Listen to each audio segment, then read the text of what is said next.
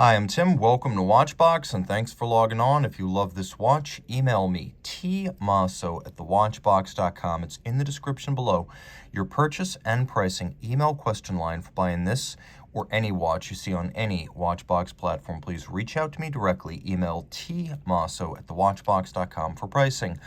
Amid the controversy of 2019's Audemars Piguet Code 1159, the company waged a Royal Oak-themed charm offensive to win back journalists and collectors who might have been offended by the controversial new dress watch, and this was one of the fruits of that charm offensive.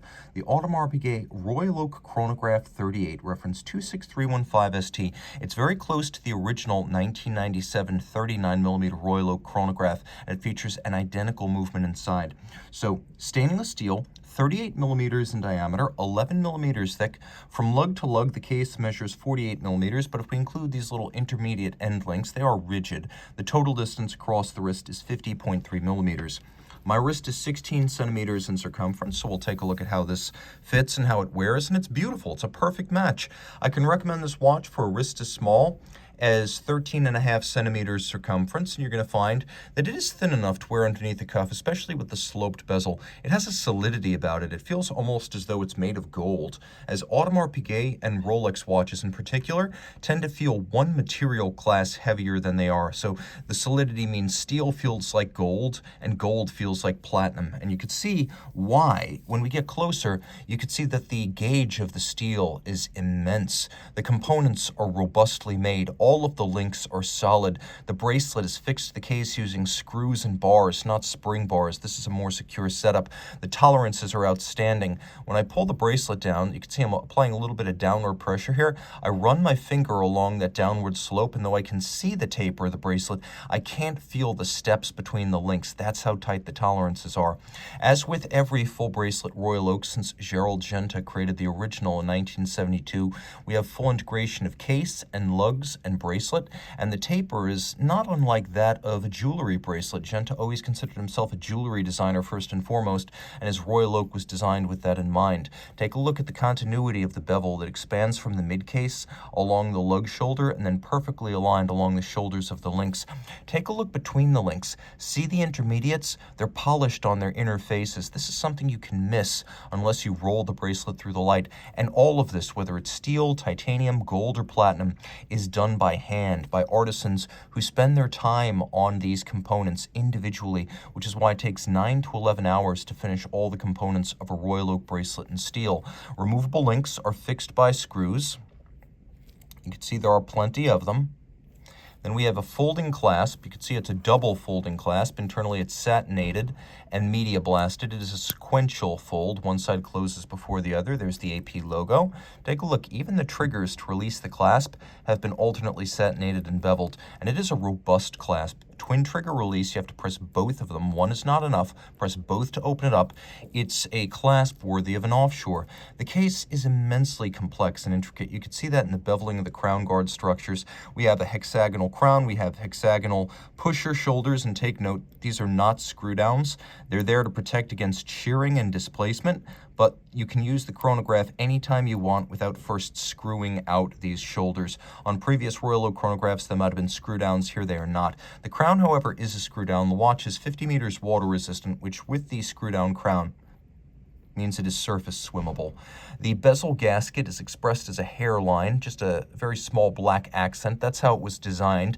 It's bigger and more pronounced on the offshores. Now you can see the bezel is a rounded octagon with alternately satinated and polished facets, and the original Royal Oak bezel was inspired by a vintage diving helmet. Now we have white gold hexagonal bolts, and they are bolts. That's how they can be aligned like this. And you can see that the shape of those bolts matched by the shoulders of the pushers and the crown itself.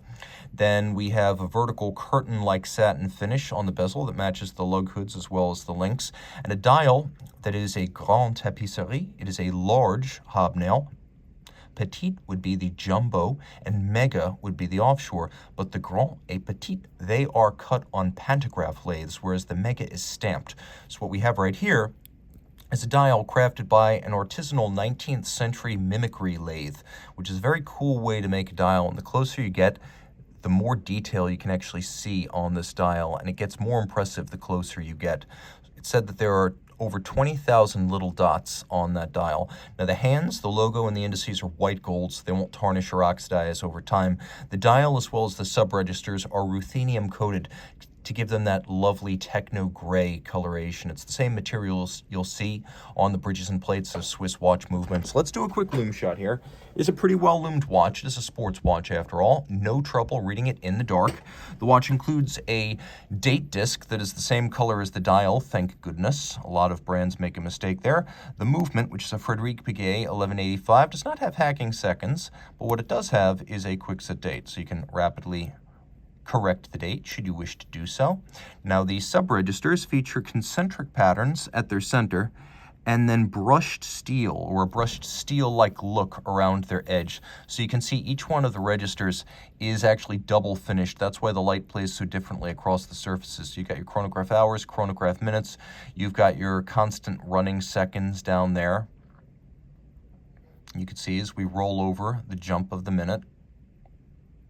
It is a semi-instantaneous jumping minute. Flip it all over. Solid case back underneath.